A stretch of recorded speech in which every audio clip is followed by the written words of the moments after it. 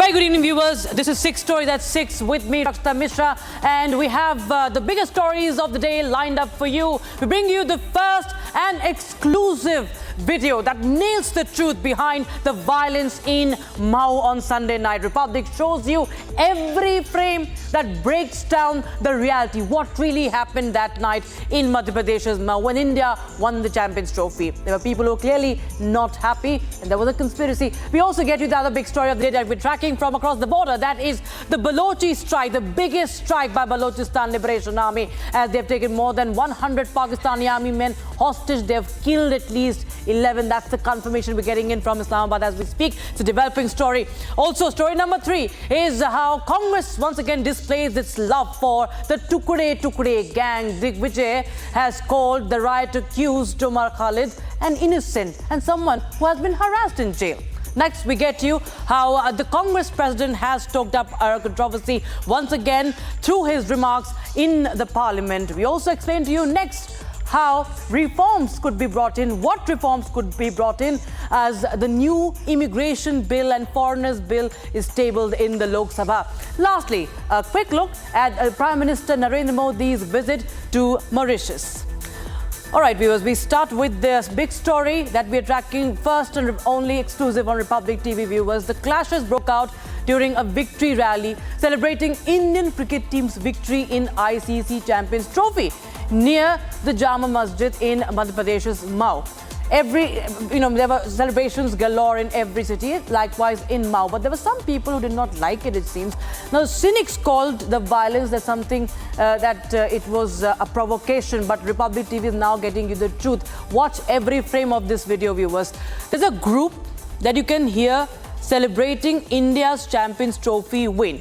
The group is celebrating the victory. They are seen passing peacefully. At least 8 to 10 bikes are passing. They're waving the tricolour. That's no crime. Men standing outside. Next frame, you can see there are men standing outside the mosque asking the group to move. They are seen at the entrance of the mosque and they're gesturing to some people, the youngsters there. And you see a whole brigade coming out. They're rushing out and they are attacking the mob. Also, as you hear, we're going to get you the audio of this video as well. Frame number 3, woman in a background is screaming, beat up the scoundrels. Woman is screaming, woman is screaming, maro and expletives. Number 4, frame number 4, hundreds in the mob target youth carrying the tricolour. You can see those clashes happening. Physical fight, fist fight. They're kicking them, they're hitting them. There you have frame number 3.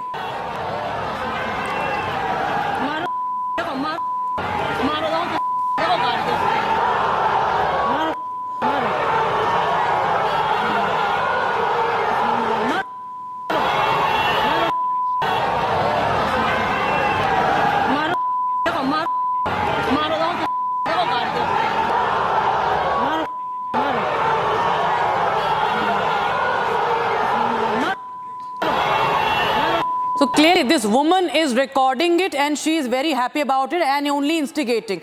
Now hundreds of the people you can see they are carrying, they are attacking the youth who were part of this victory rally. They were carrying the tricolour. That is frame number 4 for you. Next we have the mob starting vandalizing. They're destroying the barricades. They're breaking down the barricades that are in front of the mosque. And next we show you mob is seen ruling the street. They're literally running amok. And they are all over the streets. They are terrorizing everybody. They are so provoked somewhere. But we clearly show you who provoked who. There was no fireworks. There was nothing that was lighted before the mosque. We actually showed you how someone called in people and they rushed out to attack those peacefully celebrating India's victory. Here you have viewers. Just take a listen into this video that nails the truth.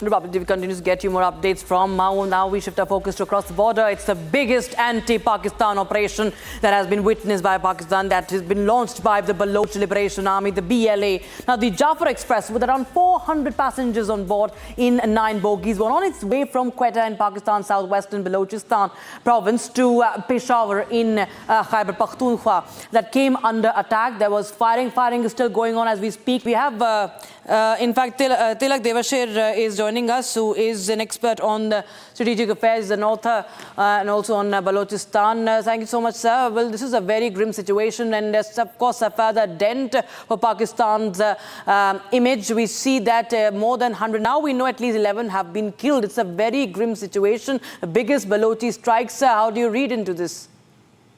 Yes, it's I think a huge, major escalation of the activities of the Baloch Liberation Army.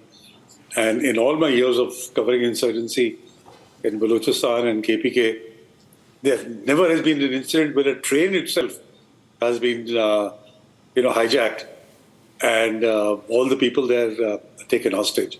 So this is firstly, it's a very major escalation, irrespective of the end result of what happens. This is something that the Pakistan Army and the Pakistan state is not going to be able to forget in a hurry. Second, we don't know the full details yet. For example, how many Baloch fighters are there on the ground? Because an operation like this will require a major deployment. Just can't be 8 or 10.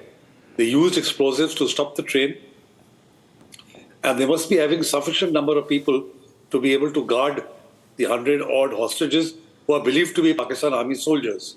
Now, the interesting question is, why were so many Pakistan Army soldiers traveling all together in a train? Normally, when soldiers go on leave, they go in ones and twos. If they are going elsewhere, they go in a convoy. But so many of them going in a train and to Peshawar, I suspect that they were going to join the Pakistan Army in Peshawar, because the Pakistan Army is planning to launch a major operation against the TTP in Khyber Pakhtunkhwa. So this was probably reinforcements going to join that operation. The BLA or the TTP must have come to know that they are going to be coming by this train, and so they hijacked the train. Now, it's a very tricky situation for the Pakistan Army, because they've been warned that if they try and carry out any rescue operation, they're going to shoot the hostages.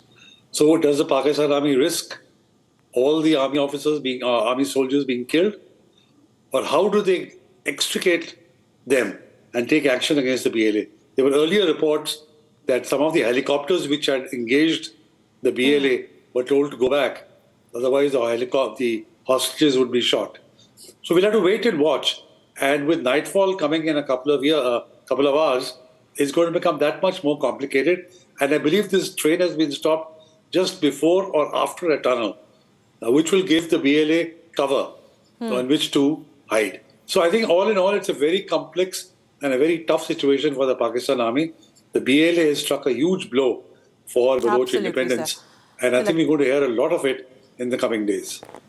Right, Tilak Devashir, thanks so much for joining us with that with your inputs on that story. We will be tracking more details, but right now we shift our focus to the story number 3 that we're tracking for you. Congress's love for the Tukde gang viewers is not new, and today they've even gone on to give a clean chit to 2020 Delhi riot accused Umar Khalid, who is in jail. Senior Congress leader Digvijay Singh, in fact, has called Umar Khalid innocent. He says that the poor Umar Khalid has been harassed in jail. Listen in to Digvijay Singh first. Umar Khalid साहब का भी हमारे बीच में उनके वालिद साहब यहाँ मौजूद हैं। किस प्रकार से परेशान किया जाए निर्दोष लोगों को, उन्हें परेशान किया जा रहा है, ऐसे उदाहरण देखने को नहीं मिले। हमारी लड़ाई निरंतर है और कभी भी हमने ना इन नफरत फैलाने वालों के साथ समझौता किया है, ना कभी करेंगे। हम लोग एक होकर भी काम करें तो लड़ाई लड़ी जा सकती है, और मैं हमेशा से आपके साथ हूं, आपके साथ था, हूं और रहूंगा।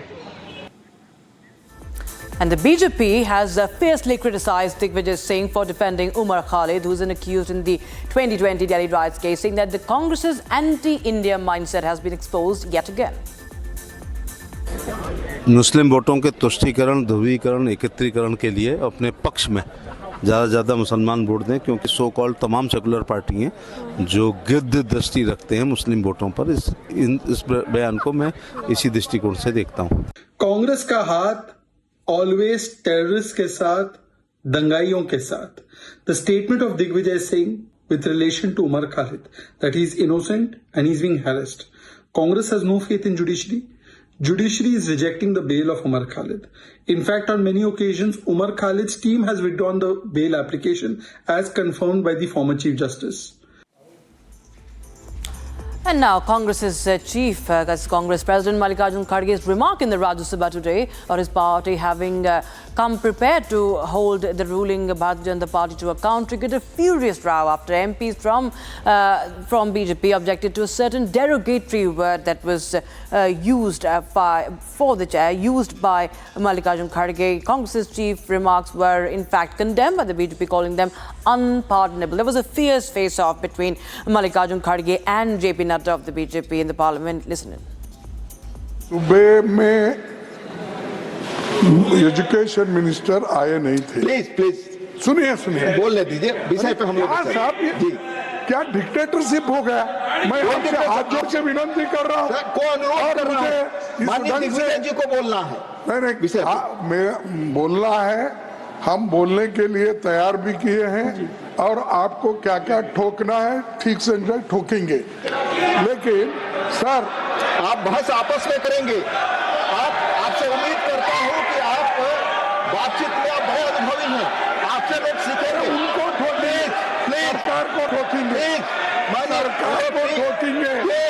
मैं आप सुनिए please sir, please sir, no please go back to your seats. No देखिए प्लीज क्या है आज सर, प्लीज माननीय LOP leader of house, please sir आप साहब सर बहुत ही मैं देता हूँ आपको, please let him go please. Sir मैं आपको देता हूँ मौका, इसके बाद प्लीज बोले आप। सर बहुत ही दुख की बात है कि आपने अभी लीडर ऑफ द ऑपोजिशन, जो इतने तजुर्बेकार लंबे समय तक, जिन्होंने संसदीय कार्य के रूप में प्रदेश में भी और पार्लियामेंट में भी, लोकसभा में भी और राज्यसभा में जिन्होंने नेतृत्व भी किया और सदस्य के रूप में भी काम किया, अभी जो उन्होंने भाषा का उपयोग किया और चेयर पर एक्सपर्शन किया है, यह अति निंदनीय है, अति निंदनीय है। This is condemnable, this is to be condemned by one and all, including the LOP. He should condemn and he should apologise. जो शब्द का उपयोग किया है चेयर के प्रति, जो the word and the language used against the chair, it is unpardonable. वो अस्वीकार्य है और वो माफी योग्य नहीं है। फिर भी एलओपी को माफी मांगनी चाहिए और बताना चाहिए, अपने शब्दों को वापस लेना चाहिए, नहीं तो उसको एक्सपंज करना चाहिए। Moving on, the Centre tabled the Immigration and Foreigners Bill 2025 in Lok Sabha today. The draft legislation seeks to tighten the regulatory control on access to immigrants in the country and gives more power to the authorities to identify and deport them. In fact, the bill was tabled on a day 5 illegal Bangladeshi immigrants were arrested in the national capital. Here's a report on that. The big-ticket draft legislation to check illegal immigration in the country was tabled in Parliament today. Union Minister of State for Home Affairs Nityanand Rai tabled the Immigration and Foreigners Bill 2025 in the Lok Sabha. The draft legislation gives more power to the authorities to identify and deport illegal settlers across the country. The bill also proposes stricter controls on the country's immigration process, with more focus on passports, visas and registration. The draft legislation will now be taken up for discussion and debate in the lower house before coming to a vote. Crucially, the draft bill was tabled on a day 5 illegal Bangladeshi residents were nabbed as part of a continuing crackdown on intruders in the national capital. Top sources told Republic that 2 of the Bangladeshi intruders were picked up from the busy Sadar Bazaar area. Sharing details of the operation, the police said the deportation process was underway. जी ये drive last 2-3 महीने से चली रही है। उसके अंदर door to door verification तो हम लोग कर ही रहे हैं। उसके अलावा हम लोगों ने सीक्रेट इन्फॉर्मर्स भी इसके अंदर डिप्लॉय कर रखे हैं जो हमको जानकारी देते हैं कि अगर कोई ऐसा सस्पेक्टेड इलीगली स्टेइंग बांग्लादेशी है तो उसी इन्फॉर्मेशन के बेसिस पे हमने अभी कल रात को एक और उसके पहले एक दिन एक इस तरह से 2 बिलाल और फारूक को हम लोगों ने डिटेन किया है। ये दोनों ही बांग्लादेशी हैं, वो बाप बेटे हैं। Bilal is father. ये तो कंटिन्यूस है, 2-3 महीने से चल भी रही है और ये आगे भी हम लोग इसको कंटिन्यूस ही रखेंगे। और जितने मैक्सिमम इलीगली स्टेइंग इमिग्रेंट्स है, बांग्लादेशी है, रोहिंग्या है, उसको हम लोग डिटेन करेंगे और उनको डिपोर्ट करेंगे। Amid concerns around unchecked illegal immigration and demographic shifts, will the draft law be a deterrent? And Prime Minister Narendra Modi arrived in Mauritius for a 2-day state visit. He was greeted with a ceremonial welcome by the Mauritian Prime Minister Naveen Ramgoolam and also, of course, the Indian diaspora. Now, Prime Minister Narendra Modi met the President of Mauritius, Dharam Gokul, and gifted him Ganga Jal from the Mahakumbh, the Sangam Jal, the Triveni Sangam water.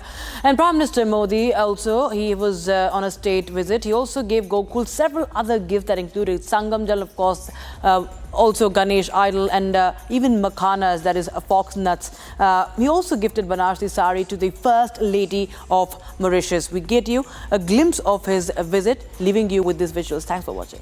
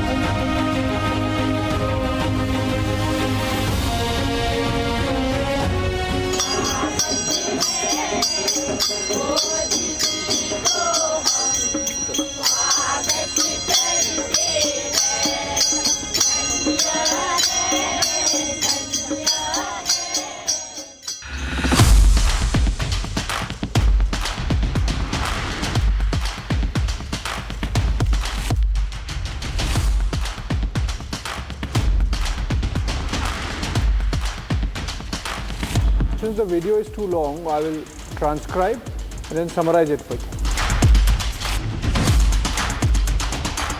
Hi, I am Abhishek Kapoor and you are watching Republic TV.